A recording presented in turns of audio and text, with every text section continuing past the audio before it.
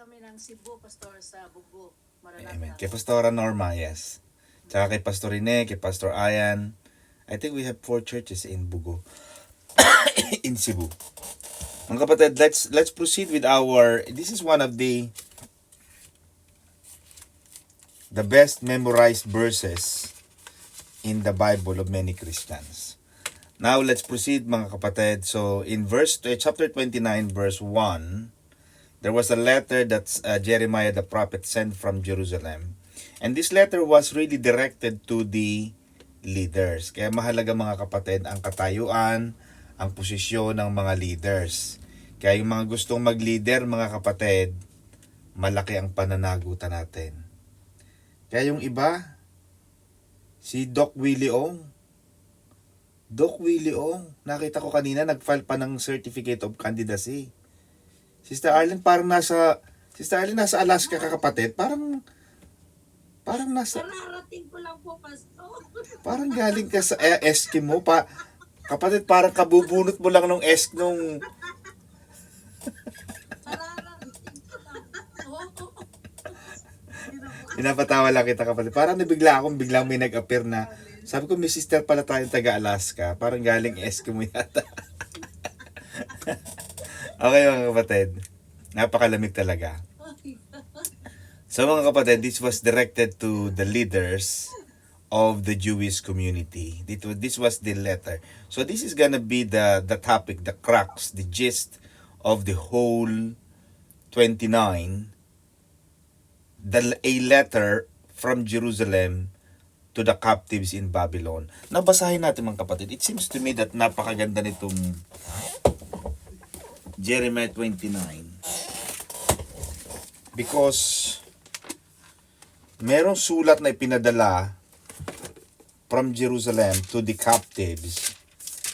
At ito mga kapatid, nagpadala ng sulat si Propeta Jeremiah mula sa Jerusalem para sa nalalabing matatandang bihag. Mga saserdote o mga pare at mga propeta at lahat ng mga taong dinalang bihag ni Nebuchadnezzar sa Babylonia. So makikita natin dito, Sister Alice, that the promise that we are reading now came from a letter from Jeremiah from Jerusalem, who was based from Jerusalem, which is a writing of the Lord's prophet. At directed ito mga kapatid, ito ay para sa mga nalalabing matatandang bihag. So sila mga kapatid ay nasa exile, bihag sila. Sila ay na-conquered ng mga taga-Babylonia. And this letter was sent by the hand of Elasa. In verse 1,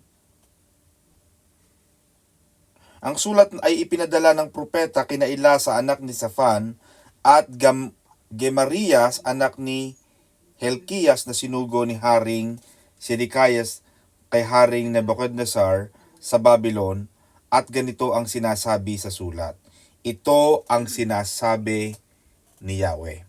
So makikita mo, Sister Alice, that this whole 29 thing came from the actual voice of Yahweh, of God. So we're not reading something that was just declared by Prophet Jeremiah, pero ito talagang sinasabi. And we have to understand, Jeremiah is one of the major prophets.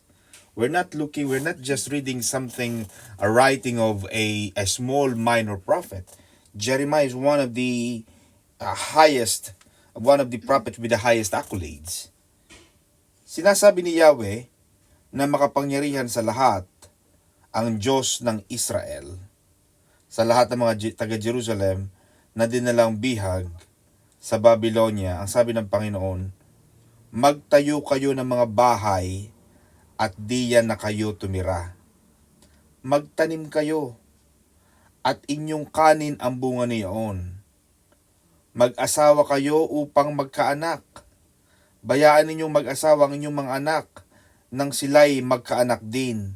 Magpakarami kayo at huwag ninyong hayaang kayo'y umunti. Ngunit pagyamanin ninyo ang lungsod na pinagdalhan ko sa inyo. So mga kapatid, makikita mo that they were in the midst of, I think Sister Edith, hindi ka nakamute. Narinig namin kapatid ang iyong pag-ubo. Okay, nauubo din, Sister Edith. Thank you. Pare tayong umuubo. So makikita natin dito, Sister Alice, and this is very, very good.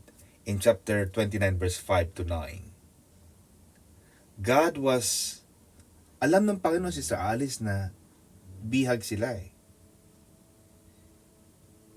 Jeremiah knew that they were at exile. Bihag sila, they were captives, they were captured by the Babylonian Empire, Babylonian Emperor. Pero makikita natin mga kapatid, because alam ng Panginoon, Sister Alice, that ang plano ng Panginoon, magtatagal sila sa Babylon eh. Alam ng Panginoon, Sister Arlene, the length of time na matagal eh. Kaya, habang naghihintay na rin tayo, in same way, Sister Edith, habang naghihintay na rin lang tayo, sample, wala ka pa rin namang visa eh. Rather than mabugnot ka, mainis ka, wala ka pa rin namang makitang trabaho na gusto mo. Ang trabaho mo i-enjoy mo na muna kung anong meron ka. Rather than lagi kang naiinis, lagi mainit ang ulo mo dahil hinihintay mo yung mas magandang trabaho na wala pa. Yun ang nakikita kong magandang aral na dito mga kapatid, na habang matagal sila maghihintay sa Babylonia, because I think it is gonna be 70 years. And it's a length, alam mo Sister Arlene, sa Biblia, ang length of time ng buhay ng tao, 70-75. So makikita natin, the appointed time of the Lord, 70 years sila mag-i-stay sa Babylon, and God knew the timeline. Kaya sabi ng Panginoon, habang naghihintay kayo, magtayo kayo ng mga bahay. Magtanim kayo. Maging palaanakin kayo. Magsaya. Magpakarami. Pagyamanin ang lungsod. So makikita natin, Sister Arlene, yung sinasabi ng, yung kasabihan natin na, naalala ko, Sister Edith, yung habang maikli ang kumot, matutong mamaluktot. In English, Sister Arlene, while the blanket is short, learn to bend. Kailangan marunong tayong sumabay sa takbo ng buhay. Alam mo, pinag-aralan ko yan, Sister Alice, yung bakit ang mga dinosaur nawala, bakit sila na tinatawag nilang extinct? They were extinct because they did not go with the flow. They did not adapt. Hindi sila nagkaroon ng adaptation sa pagbabago at pagtakbo ng panahon. We need to learn how to adapt. Kaya yung mga nurses na galing sa isang Pilipinas, like Pastor John is one of the professionals ng mga nursing, at yung mga iba pang kapatid natin, like Sister Jane is also a qualified nurse. I think Sister Alice is also a qualified nurse. At yung iba pang kapatid natin ng mga qualified professionals. Yung mga nurses, kapag pumupunta ng United Kingdom yan, meron silang tinatawag, Sister Arlene, na adaptation. Kahit na qualified nurse ka sa Pilipinas, but once you migrated to the UK, you need to adapt. Mahalaga sa tao yung adaptation. Mahalaga yung, ito ang meron ako ngayon eh. Wala pa ako nung hinihintay ko eh. I might as well enjoy this. Maaaring galingan ko na lang. Kaya, yun ang sinasabi ko mga kapatid, na whatever life may send you, make the best of it. Huwag nating sayangin ang ating time and energy sa pag-aalala. Sa halip, maghanap ng paraan to do something about it. Diba? Walang wala pong toyo eh. Kahit walang toyo, pero alam mo sa Batangas, Sister Arlene, meron kaming tinatawag na, sina Sister May, meron silang adobo. Ano nga, baby, yung adobong puti na walang toyo? Anong tawag nyo dyan? Natural. Ano? Adobong natural. Ayan! Iniiba na lang nila ang tawag, Sister Alice. Dahil wala silang toyo, ang tawag nila, ano, ba't ganyan? Adobo ba yan? Oo. Ba't walang toyo? Parang ang puti. Hindi yan adobong may toyo. Ang tawag yan, adobong natural. Dahil, hindi naman sa walang toyo, pero, kasi yung adobong natural, puti siya eh. O, edi pag magluluto ako, walang toyo o kulang sa toyo, maliban na lang kung yung nagluluto ay may toyo, iba rin naman yung kapatid. Diba, Sister Arlene? So, ibahin mo na lang ang tawag. Huwag kang mainis dahil sa yung iniintay mong pagkakataon, hindi pa nangyayari yon. Find a way to do something about it. Learn from it. Adjust. Kailangan nag-a-adjust. Kailangan natututo. Kailangan maging malakas. Be flexible in every situation. Sa lahat. Natututo mag-adjust tayo. Hindi yung dahil wala pa, uuwi ka na. Hindi yung usuko na, uwian na. May kasabihan mga kapatid, things turn out best for the people who make the best of the way things turn out. Naalala ko, Sister Alice, yung kwento ng Lydia's Lechon. Yan. Nung unang panahon, Sister Edith, sa Pilipinas, walang naglilitsyon. Alam mo nangyari, Sister Edith? Yung history ng lechon, Sister Arlene, yung mag-aalaga ng baboy na sunugan ng bahay. Lahat ng baboy niya nasunog. Nakita niya, nung nasunog yung mga baboy niya, aba, masarap pala ang balat. Masarap pala ang baboy pag natusta. Kaya, nagkaroon ng lechon sa Pilipinas. The happiest people don't have the best of everything. They just make the best of everything. Noong unang panahon, sabi ko, Sister Alice, natatandaan ko hanggang ngayon, pag kami nagkukwentuhan ni Pastora, hanggang ngayon kami magmami, para kaming, mami, natatanda mo, sinusubo mo, yung kamay ni Pastora ito, Sister Alice, itong kanyang ito, kinakagat ko yan. Bakit? Kasi yung subo niya, kasi noong unang panahon, wala pa naman tayong kutsara eh. Kami noon, mahilig kami sa kamay, kain namin kamay talaga. Hindi ko alam kung may kutsara na, pero bata pa ako noon, pero laging kaming sinusubuan ni Pastora. Dahil pag hindi niya kami sinubuan, hindi kami kakain, o kaya may makakarami ng kuha ng ulam. Kaya para parte-parte ang tuyo, Sister Arlene, para ang parte mo, ito lang ang parte mo, hindi ka sosobra, hindi ka kulang. Natuto kaming kumain, Sister Arlene. We learn to adapt. You learn to adapt. Ganun ang sinasabi ng Panginoon. Matatagal ka na rin lang dyan, pagandahin mo na, pagyamanin mo na. Wala pa naman yung paglaya eh. Bihag pa kayo eh. Bagamat we don't have the best of everything, but we can make that decision to make the best of everything. Kahit anong meron ka. When Moses was asking God, Panginoon, paano kami lalampas dito sa Red Sea? Wala naman kaming bangka. It's already the captures, the Egyptian armies were closing in. Sabi ng Panginoon, what do you have? Nothing. Sabi ng Moses, I've got nothing. Alam mo naman, Panginoon, ito lang meron ako eh. Ang meron ako, ito lang. What do you have? What's in your hand? I have a stick, just a stick. But Moses did not realize, Sister Arlene, that God hid the power of the divine in the stick. Itinago ng Panginoon yung kapangyarihan na yon sa loob ng isang stick lang. Isang tungkod, nakatago doon yung kapangyarihan.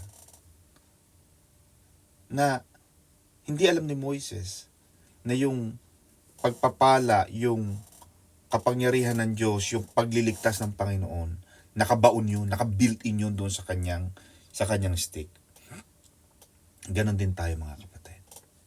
Ano man ang meron ka, gamitin mo yan. Kasi pag may pinapagawa ang Panginoon sa atin, nasa iyo na yan eh. Built-in na yan sa'yo. And as you go along,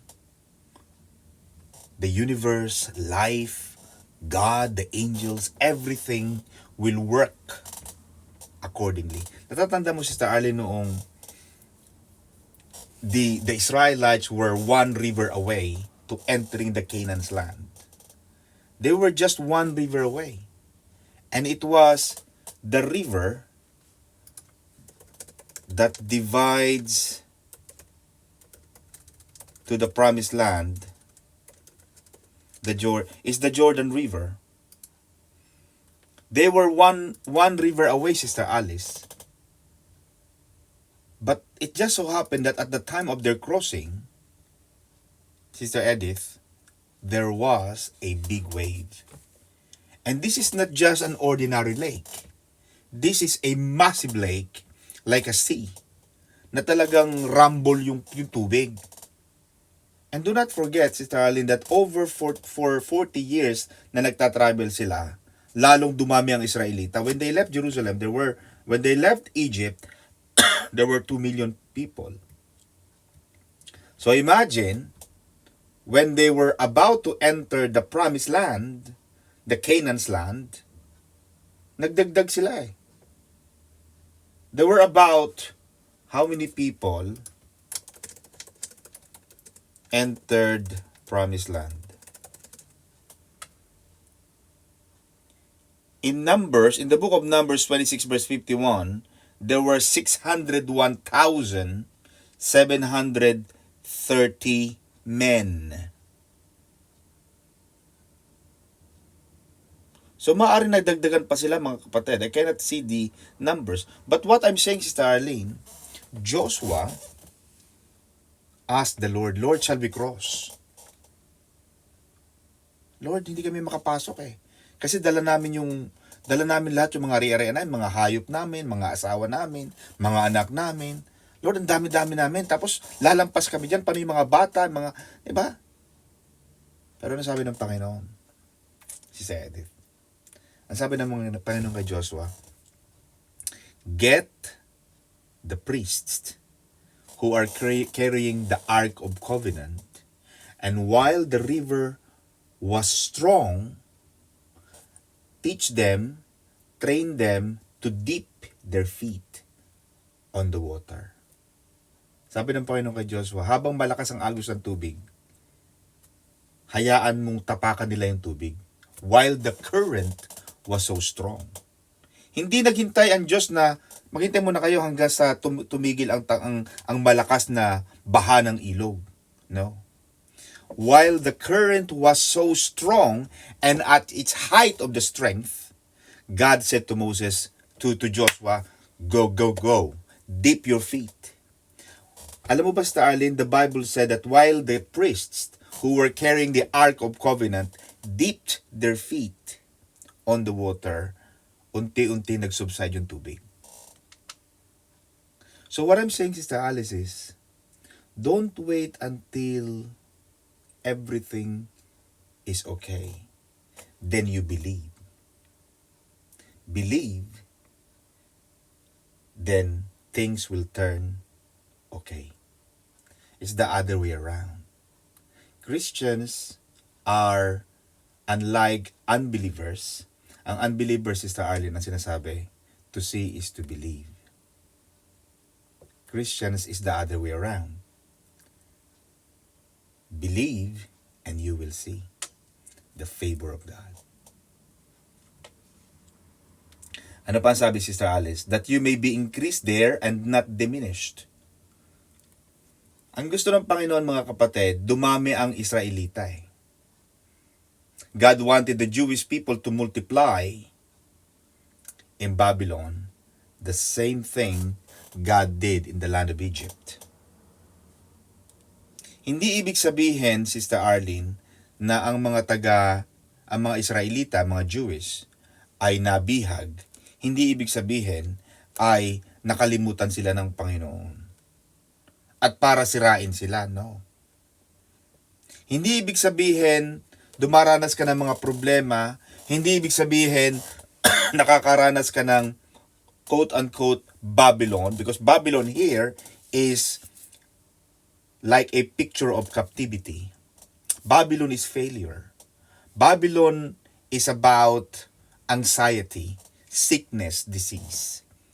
Hindi ibig sabihin, dumadaan ka sa ganito mga pagsubok. Hindi ibig sabihin, nakalimutan tayo ng Panginoon. No. Or, gusto tayong saktan ng Panginoon. No. Ang sabi ng Panginoon, seek the peace of the city where I have caused you to be carried away captive. Kaya ang ginasabi si Sister Arlene ng Panginoon sa kanila, do good. Saan man kayo dali ng Panginoon, magpakabuti kayo. Maging mabuting tao tayo. Kahit na nandun ka sa lugar ng masasamang tao, but be a blessing. Inutusan sila ng Panginoon, pagyamanin ninyo ang Babylonia. Pagandahin, taniman. Amen? Kaya ang isang Kristiyano, mga kapatid, dapat maayos ang pamumuhay. Hindi yung porkit nakatira ka sa tundo, hindi ibig sabihin, asal tundo ka o ang bahay mo mukhang tundo. No. Pwede mong lagyan ng kaunting plurera, kaunting bulaklak, Sister Arlene, ng iyong hagdan para magmukhang maganda-ganda. Yung kwarto mo, lagyan mo mga bulaklak ng kaunting mga kwadro na pagpasok naman maganda-ganda ang focal point. Talagang ipinadala sila, Sister Alice, sa Babylonia sapagkat ang gusto ng Panginoon, maging pagpapala sila kung nasaan man sila. Ganon din tayo. Dinala ka ng Panginoon dyan sa employer mo, maging pagpapala ka dyan. Inaalagaan mo yung employer mo na may sakit, maging pagpapala ka. Kanina kausap ko na sina Sister Ali, si Mami Josie at Sister Elaine. Alam mo, sabi ni si Mami Josie, Pastor, yung aking inaalagaan, kinakantahan ko sila ng Amazing Grace. Amazing Grace. Sister Elaine naman, pinapatanggap daw niya yung kanyang mga inaalagaan. You have to love what you do. You have to love where you are. Otherwise, lagi kang maiinis. Sayang ang mga panahon, kapatid. Amen? Pray for the Lord for it. Inutusan sila ng Panginoon na bagamat sila nandoon sa Babylonia, pero inutusan sila ng Panginoon, Sister Arlene, na ipanalangin ang kanilang mga pagan captors. Yung mga paganong bumihag sa kanila, hindi nila inutusan ng Panginoon ng mga Jewish na mag-aklas at magrevolusyon, magprotesta laban sa kanilang mga, parang ang Panginoong Jesus, natatandaan mo, Sister Edith, when Jesus was about to enter Jerusalem, rather than choosing a black stallion, because Jesus was ready, he could have raised all the Jewish people to rise up against the Roman Empire, the Roman Emperor at that time. Kayang-kaya nilang itawb yung lahat eh. Kaya nagkaroon ng palaspas, di ba? Yung palaspas na yon, they were expecting that Jesus Christ will be the Messiah to overthrow the Roman Emperor. Kaya sabi nila, blessed is he that comes in the name of God, in the name of the Lord. Akala nila they were ready. And many scholars, biblical scholars, believe, Sister Alice, that the reason being Judas Iscariot left the 12 disciples, the discipleship, because Judas thought that Jesus was the leader he thought he was. Akala niya siya yun eh.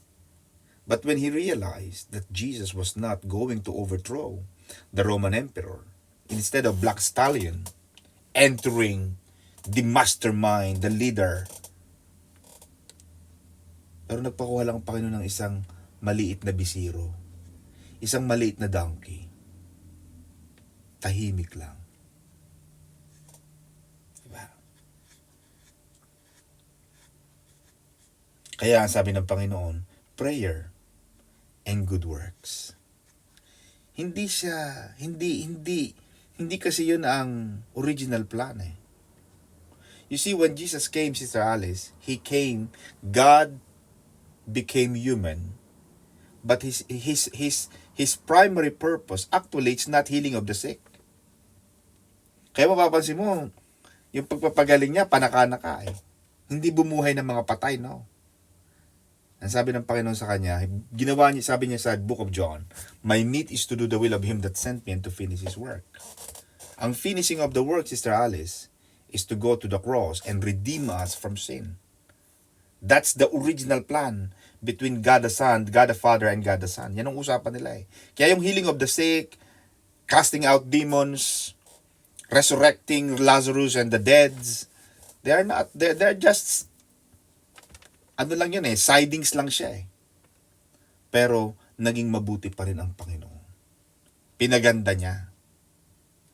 Hindi siya nag-aklas laban sa kanyang mga captors. Ganon ang sinabi ng Panginoon sa mga taga-Juda noon. Ipanalangin nyo sila.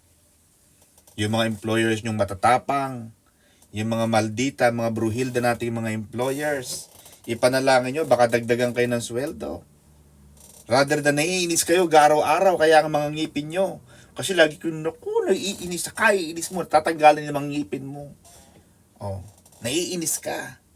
Umiinit yung ulo mo. Bakit? Kasi, kung ipinapanalangin mo yun, Lord, hawakan mo po yung aking employer. Si Daniel nga ang kaharap niya, leon biruan mo yun. In-stop ng Panginoon yung panga ng mga leon para kainin siya. Yung pa kanya mga employers yung hindi paamuin sa inyo ng Panginoon. Pag nakikita ka parang maamong tupa. Panalangin nyo. Baka magbago. Ano pa mga kapatid na pwede nating matututunan? Do not let your prophets and diviners who are in the midst to deceive you. Yan. Maging matalino na rin tayo. Kasi marami na ngayon mga bulaang pastor, bulaang propeta, mali-mali ang interpretasyon. Minsan pag nagbabasa ka, nanonood ka ng mga internet, watch. Discern, magkaroon kayo ng discernment. Baka niloloko ka ng kausap mo. Ganon din sa ating pakikipagkapwa-tao. Maganda rin, meron kang discernment. Baka mamaya, magaling-galing lang yan ng pa brother-brother, pa sister-sister. Iba naman pala ang pakay. Ganon din sa mga nagtuturo. Ang sabi ng Panginoon, they prophesy falsely to you in my name, I have not sent them. Maraming lalabas ng mga bulaang propeta. Maraming lalabas ng mga bulaang tagapagturo. Kaya kayo mga kapatid ko, inaanyahan ko kayong bumili kayo ng sarili nyong Biblia. Hindi lang kami. Pati kayo mag-interpret. Matuto kayong magbasa at magsaliksik. Pakiramdaman. Kaya maganda ang kutob. Maganda ang pakiramdam. Baka mali. Lalo na sa inyong panunood ng mga, lalo na ngayon mga videos na marami nang hindi mo na alam kung anong doktrinang dala. Now ito Sister Arlene in verse 10 to 14, after 70 years are completed at Babylon, I will visit you. Yeah. You see, laging may appointed time ang Panginoon, Sister Alice. Kaya may kanta tayo, Sister Priscilla, Sister Milen, in His time, He makes all things beautiful. In His time. Laging may timing ang Panginoon. Amen? There is always an appointed time for everything, according to Ecclesiastes 3 verse 1, and there is time for every event under heaven. Hindi ang Panginoon parang gulo-gulo, no. Laging may panahon ang bawat isa. Kaya ang kailangan natin, Sister Arlene, maging mapaghintay. Be patient. Maghintay ka lang. Kaya ang sabi, Sister Mirna, sa Biblia, ang pag-iyak ay magtatagal ng magdamag. Kaya yung pagluha, Sister Edith, may tagal siya. Meron siyang timeline. Meron talaga siyang oras kung gaano siya magtatagal. Yung mga ilaw, Sister Arlene, alam mo yung ilaw? Yun palang ilaw, how long does a bulb last?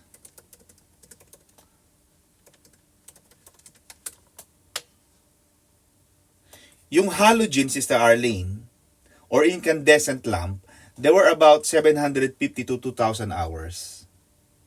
Kaya pag ilaw mo, bukas siya ng buong magdamag, 24 hours ka na. Pero pag dumating na yung appointed time niya, naka 750 to 1,000, 2,000 hours, yung fluorescent is 7,000 to 15,000 hours, yung LED, 20,000 to 40,000 hours, but some can last up to 100,000 hours. So, even yung mga bagay, Sister Cynthia, may timing, may expiry. Kahit anong kinakain natin, may expiry date. Otherwise, paglampas na sa expiry date ang gatas, Sister Alice, panis na. Pangit na ang lasa kasi lampas na sa petsa. Ganun din ang Diyos. Laging may appointed time. Amen. Panginoon, bakit ba dumarating yung visa ko? Tama si Pastor Johnny kanina. Panginoon, bakit ganun? Bakit ganun? Bakit mali? Parang, because, ang ginagawa natin, Sister Alice, inilalagay natin ang Panginoon sa sarili nating timing. Inilalagay natin ang Panginoon sa sariling box. Na dapat, sa ganitong panahon, dapat, Lord, dapat alas 5 yung punto, dapat nandito na siya. No. Because even waiting is a manifestation of your faith. Yung paghihintay natin, Sister Alice, sa Panginoon, na talagang matyaga tayo naghihintay sa Panginoon, matyaga tayo naghihintay sa pagdating ng kanyang mga kasagutan sa ating mga panalangin, that is a revelation of your faith already. Hindi lang yun na nanampalataya kang darating, no. Even yung waiting is a faith. Yung paghihintay mo sa Panginoon, naghihintay ka. Kaya may kanta tayo, Sister Milen, na they that wait upon the Lord shall renew their strength. Diba? They shall mount up with wings like eagle. Meron tayong yung paghihintay. Kailangan naghihintay ka sa Panginoon. And when you wait upon the Lord, sasabihin sa inyo mga kapatid, maganda ang naghihintay sa atin. Now ito mga kapatid ang pinaka-crux nitong Jeremiah 29. For I know the thoughts I have for you. I know the thoughts that I think toward you, says the Lord. Sister Alice, do not forget that they were exiled. Bihag sila ng Babylonia eh. They received a letter from Prophet Jeremiah from Jerusalem. Ipinadala by hand. Wala pa namang post office noon, Sister Arlene. 4,000 years ago, 4,000 years ago, because we're reading the Old Testament, there were no postman. Ipinadala by hand yung salita ng Panginoon sa mga taong bihag, nahuli, nakakulong sa Babylonia. At isa sa mga salita ng Diyos, sabi ni Propeta Jeremiah, ito ang sinasabi ni Yahweh na makapangyarihan sa lahat. So nandun tayo, Sister Edith, doon sa salitang binabasa natin ngayon, these are the words of the Almighty God. We are reading the context, the actual voice, the actual wordings, the actual letters na lumabas sa bibig ng Diyos.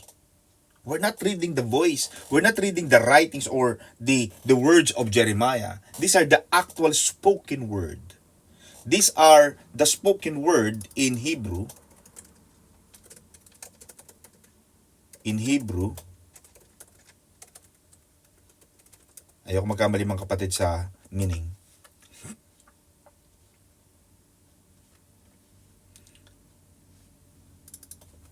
The spoken word is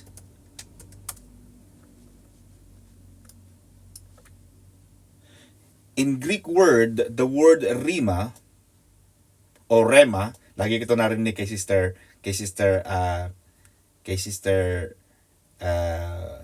kapatid ni Sister Christy, Linda. The word rima referring to the spoken word.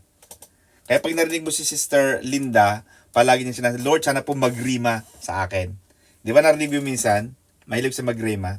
Rima, R-E-M-A, is the spoken word of the divine. The spoken word of the Almighty God. Kaya sabi ni Jeremiah, ito ang sinasabi ni Yahweh na makapangyarihan sa lahat, ang Diyos ng Israel. So we're talking about the Rima of the Almighty. Kaya makikita mo, Sister Alice, ang sabi ng Panginoon, for I know the thoughts, I know the plans, 29:11, sapagkat batid kong lubos ang mga plano ko sa inyo. Alam ko anong nangyayari sa inyo. Hindi lingid sa atin, hindi lingid sa Panginoon, Sister Arlene, ang nangyayari sa atin. God knows how we are. God knows where we are. God knows who we are. Alam ng Diyos kung nasaan tayo. Hindi lingid sa Panginoon 'yon. Alam ng Panginoon, God knows that they were in Babylon. Pero kahit bihag sila, Sister Arlene, hindi nakalimot ang Panginoon. Sinasabi niya, batid kong lubos ang mga plano ko para sa inyo. Alam ko kung nasaan kayo. Pero alam ko ang ginagawa ko. Trust me. Believe in me. Because ang sabi ng Panginoon, hindi nila alam eh. Parang gano'n, Sister Arlene, parang nung nag-a-apply ka, Sister Edith, nung nagkaroon ka ng problema, nakulong ka ng 2 beses, kala mo talagang, Lord, ito na. Wala na talaga. Parang gusto mo na mag-give up eh. Kaya sinasabi ko palagi, Sister Edith, alam mo ang pananampalataya is who we are when we are in the middle. Madali kasing manalangin sa Lord, that's the beginning. Madali kasing magpasalamat sa Lord, that's the end, because nangyari na yung panalangin mo eh. But the manifestation, the reality, the vividness of your faith happens when you were in the middle. Who are you? Sino ka habang lumalakad ka dun sa pagsubok na yon? Sino ka habang dumadaan ka sa mga pagsubok na yon? What is the quality of your faith? Who are you when you are passing through? Yung sinasabi ni Haring David na, Lord, though I pass through the valley of the shadows of death. Anong sabi ni David? Lord, dumaan man ako sa bangin ng kamatayan, hindi ako matatakot. That is faith. Yun ang pananampalataya, mga kapatid, yung dumadaan ka sa pagsubok na yun. Doon dapat ka ma-develop. Doon mo dapat i-activate yung faith. Not at the beginning. The beginning, syempre, may pananampalataya ka na dyan eh. Pero yung dumadaan ka na, yung hirap ka na, yung halos mag-give up ka na, and Sister Edith, when I spoke to you, talagang kita ko sa'yo, bagsak ka na noon eh. Sister Edith, ang dami na nagastos niya, Sister Arlene. Kung talagang milyon sa peso, eh, malaki na ang nagastos niya. May pananakot pa, na ganto. Nakulong ng 2 beses. But, doon sa gitna ng yun, doon sa paglakad niyang yun, sa gitna na yun, Sister Arlene, hindi nawala ang kanyang pananampalataya at pananalig sa Diyos. Parang si Job. From chapter 2 to chapter 43, yun ang pinaka-crux ng pananampalataya niya. Who was he? Sino si Job?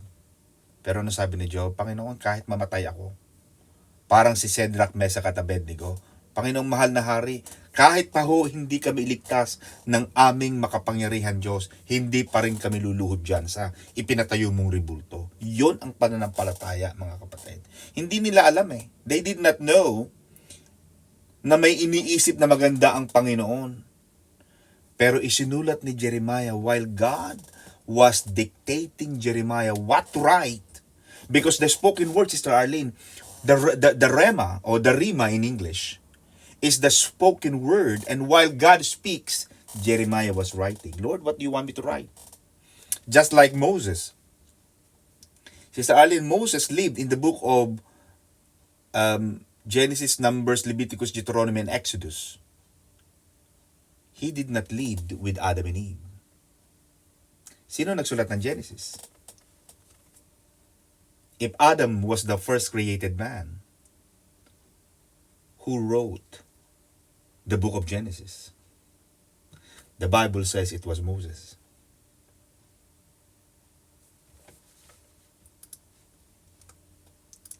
Moses wrote the book of Genesis. The book of Genesis was written by, most scholars attribute the attribute of Genesis, the authorship of Genesis to Moses. The first Pentateuch, the first 5 books, Genesis, Exodus, Numbers, Leviticus and Deuteronomy, the first Pentateuch means 5. The first 5 books of the Bible were written by Moses by dictation. Dictation, kapatid. Isinulat ni Jeremiah, Panginoon, anong gusto mo pong isulat ko? Ito ang sasabihin ko. Sabi ng Panginoon siguro, sabi ng Panginoon Sister Arlene, kay Jeremiah, o ito, sulat mo to. Sabihin mo sa mga taga Jerusalem na nabihag doon sa Babylon. Ito ang sabi ko sa kanila. Ang sabi ko, sapagkat batid kong lubos ang mga plano ko para sa inyo. God knows His plans for you. You may be in the Babylon, so to speak, Sister Arlene. Maaaring may mga problema kang pinagdaraanan, pero just like the same God that was talking to the people in Babylon, na habang sila'y bihag doon, mga kapatid, same God was talking to you right now. Na alam ng Panginoon, God knows, for I know the plans toward you. Alam ng Panginoon ang kanyang mga plano para sa iyo. Hindi lang niya alam yung plano. Ang sinasabi ng Sister Arlene ng Panginoon, alam ko yung mga plano ko para sa iyo. Kaya maghintay ka ng para sa iyo. Maghintay ka sa Panginoon. Amen, mga kapatid. For I know the thoughts that I think toward you. Maaring hindi natin alam, Sister Edith, ang mga plano ng Panginoon sa ating buhay. Sapagkat, Sister Arlene, kasi napakalayo ng agwat. Tao lang tayo, Sister Arlene eh. Ang alam lang natin, A, B, C, D. Alam mo ba, Sister Arlene, if all numbers are combined,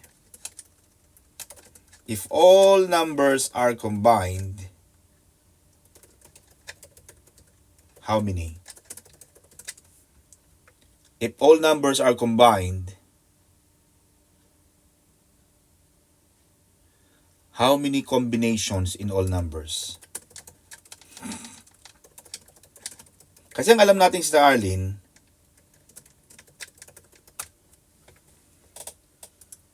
this is gonna be an error, mga kapatid. And this is gonna be a millions or billions. Kahit na yung loto, mga kapatid, sa loto na lang tayo mag-usap. How many combinations in loto? Sino rin kayo nagloloto, mga kapatid? In lottery. Diba? A lottery ticket wins as long as all 6 numbers have been drawn. Sister Arlene, if all numbers, if for any set of 6 numbers, there are 720 different orders in which they could be drawn. Sa lottery, 720 different numbers. Therefore, the combination in lotto, this figure of 32 billion should be divided by 720, and this gives a total of 45,057,474 possible lottery combination. Kaya pag nanalo ka sa lotto, talagang jackpot. Bakit? Ay almost 46 million ang combination dapat. Yung tumama ka ng yung 1, 2, 3, 4, 5, 6, nakuha mo lahat yung number, kaya jackpot. Bakit? Kasi out of 46 million or almost 45,57,474 rather, ang daming combination. Yun ang alam ng tao. 45 million combination. Pero alam mo lang, isa lang. Anong sinasabi ko, Sister Edith? Ang alam ng tao, A, B, C, D lang. But just as the Bible says, Sister Alice, that as His ways are better than our ways. As far as the east is to the west, as far as the north is to the south, ganong kalayo ang utak ng Diyos sa utak ng tao. Kaya sabi ng Panginoon kay Sarah, Sister Arlene, tumatawa si Sarah magkakaanak pa ba ako? Ganitong katanda na. Kaya ang anak niya, si Israel, or rather than Isaac, ang ibig sabihin, laughter. Kasi tumawa siya Pero sabi ng Panginoon kay Abraham, next year at the same appointed time, next year, the same time today, for example ngayon ay September 5, 9:52 p.m., same time next year, magkakaanak ka. Lagi siyang may time. Ang Panginoon mahilig sa time. Kaya, hindi man natin alam kung gaano kataas, kung ano ang mga plano ng Panginoon sa atin. Kasi, hindi natin kayang maarok ang karunungan ng Diyos. Kaya tama yung kasabihan ng matatanda, ipagpasa Diyos mo lang. Hindi mo alam? Nung isang araw may pinag-uusapan kami ni Sister, baby, anong gagawin natin dito? Sabi ko, baby, hindi pa natin alam eh.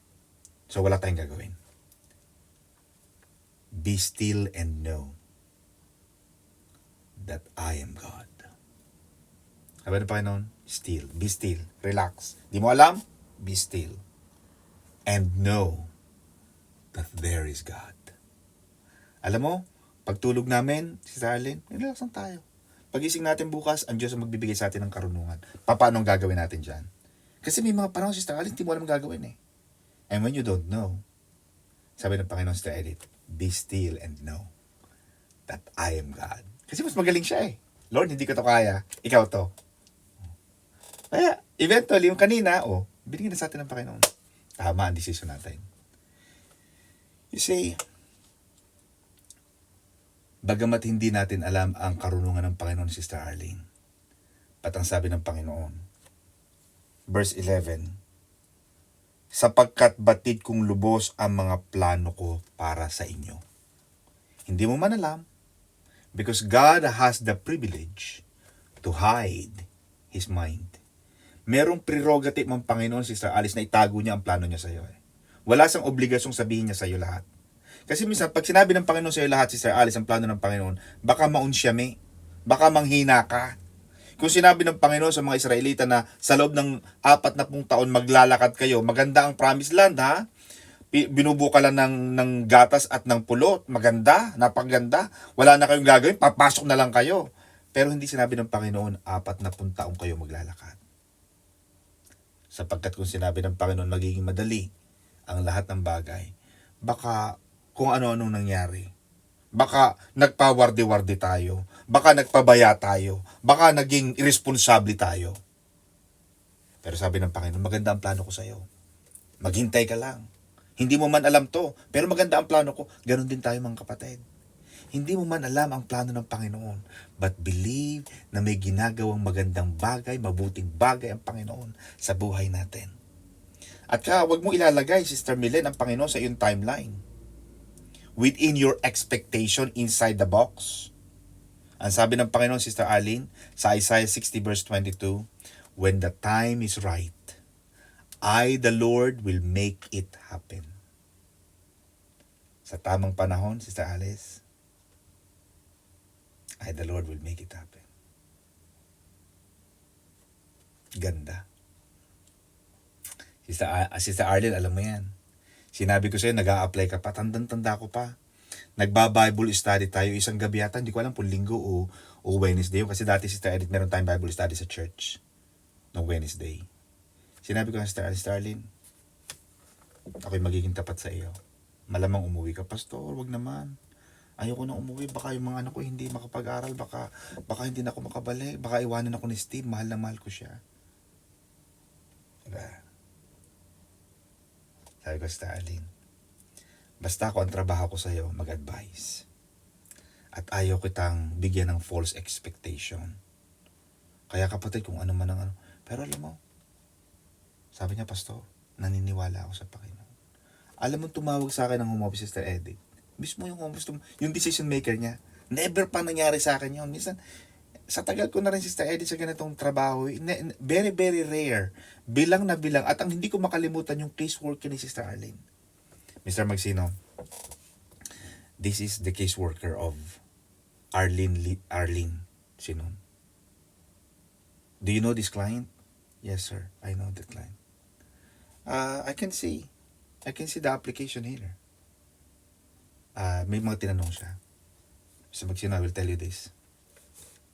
I will give your client a visa. Kapatid, talagang, alam mo, tayo ang balay. Walang tumatawag sa akin, Sister Arlene, na case worker. At ang case worker, lagi naka-unknown caller, nung caller ID. Pero tumawag yun. Bakit? Naalala ko yung Isaiah 60 verse 22. When the time is right, sabi ng Panginoon, I, the Lord, will make it happen. Time na niya eh. Kaya mga kapatid, umasa lang kayo. Sister May, pumapalakpak ka dyan. Diba? Oh. Diba? Totoo yan, mga kapatid. Kaya ang sabi pa mga kapatid, thoughts of peace and not of evil. Kaya ang sabi ng Panginoon pa mga kapatid, papatuloy ako. Hindi, ang mga planong hindi ninyo ikasasama, kundi para sa inyong ikabubuti. Pag nagplano ang Panginoon, Sister Milen, hindi para sa ikasasama mo. Hindi porkit wala ka pang visa, ikasasama mo yan. No.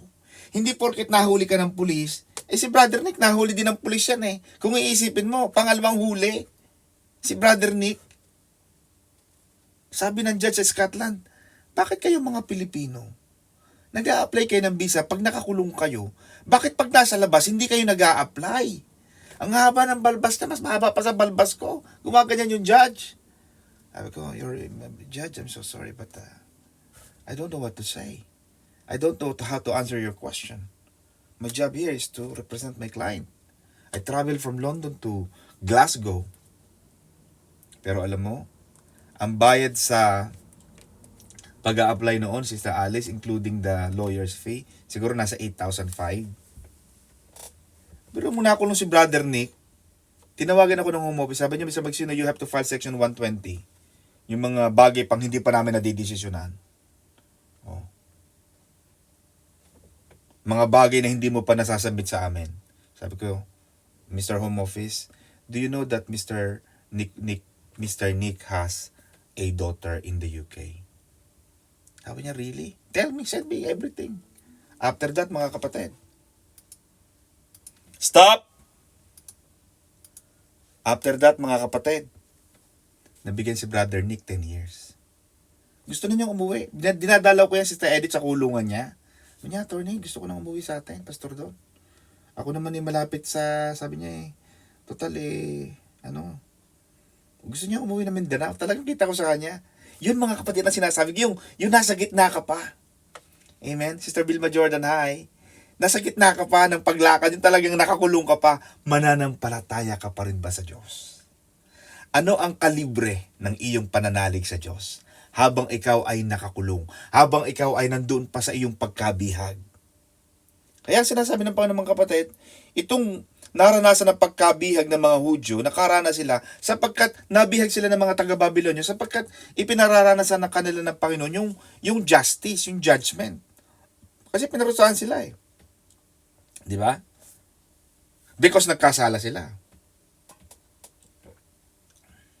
At madaling isipin, Sister Alice, na ang Diyos ay laban sa kanila at hindi na sila mahal ng Panginoon. At ang plano ng Panginoon ay masama para sa kanila. Pero sa pamamagitan ng isang propeta ng Diyos, sa pamamagitan ni Jeremiah, binigyan sila ng kasiguruduhan, assurance ng Panginoon, na ang plano ng Panginoon sa kanila ay hindi kabiguan, hindi para sa kanilang ikasasama, kundi para sa inyong ikabubuti.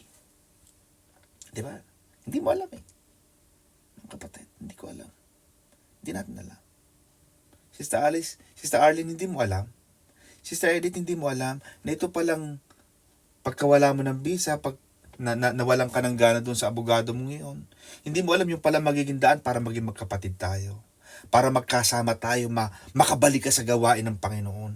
At alam mo ba, Sister Edith, ikaw ay kayong dalawa ni Brother Sop, pagkausap ko si Pastor at si Bishop, sino yung babaeng yan? Sino yan? Ay, ma'am, si ano po yan? Ay, no, minamarites na kita, Sister Edith, tsaka Brother Sop kay Pastor at kay Bishop. Kaya pagdating ni Pastor ni Bishop, kilala na niya kayo. Bakit? Kasi pinagkukwentuhan namin ang buhay ng mga kapatid.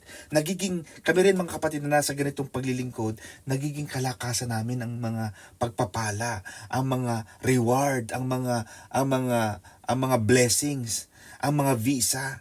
Mga kapatid, yun ang nagiging kalakasan namin. Kaya sa pamamagitan ni Jeremiah, binigyan sila ng kasiguruduhan ng Panginoon. Mga kapatid, nang sabi ng Panginoon, ang plano ko sa inyo ay hindi kasasama, kundi sa ikabubuti. Ito'y mga planong magdudulot sa inyo ng kinabukasang punong-puno ng pag-asa. O, bro, mo yan. Diba? Sister Alice, hindi ko alam kung paano ang buhay mo nung nakakulong ka because I was not your lawyer back then. Pero nakikita ko noon na parang nawawalan ka na ng pag-asa, talagang you wanted to give up. But when you revive, when you restore your faith, nung nakabalik ka sa gawain ng Panginoon, kitang-kita ko mga kapatid. Because binigyan ka ng pag-asa ng Diyos. Yung sinasabi ng Panginoon dito sa Alice na planong magdudulot sa inyo ng kinabukasang punong-puno ng pag-asa. Amen mga kapatid?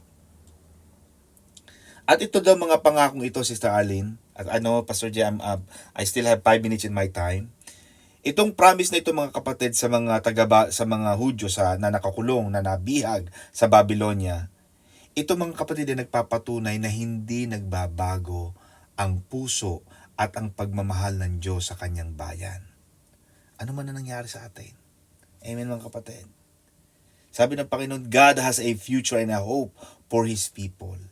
Kahit na sila nagdurusa, kahit na sila bihag, even when they hurt under deserved discipline and judgment, kahit pa pinaparusahan tayo ng Panginoon, at talaga naman deserve natin, pero minsan dadayain ka ng dyablo, Sister Edith. Kung talagang totoo yung Diyos mo, bakit ganoon? Nag-church ka naman, pero bakit ganoon? Dadayain ka ng dyablo eh. And pag binasa mo ang book of John chapter 10 verse 10, it shows, Sister Alice, that the devil comes to steal, to kill, and to destroy. But Jesus said, I came to give you life more abundantly. Amen mga kapatid? Kaya, don't be disappointed because your plans did not work out. Maaaring di natin maunawaan. You may not understand it now, but one day, you will thank God for those closed doors. Pasasalamatan mo ang Panginoon sa mga closed doors. Just as God supernaturally opened doors, He will supernaturally close doors. If God closed it, Sister Alice, God has something better for you. Amen. May mas mabuti pang naghihintay para sa iyo. Amen. Palakpakan natin ang Lord mga kapatid. Napakarami pa mga kapatid, but because of time, I'll give it back to Pastor Jay. Pastor Jay, back to you. God bless you. I-drop ka natin.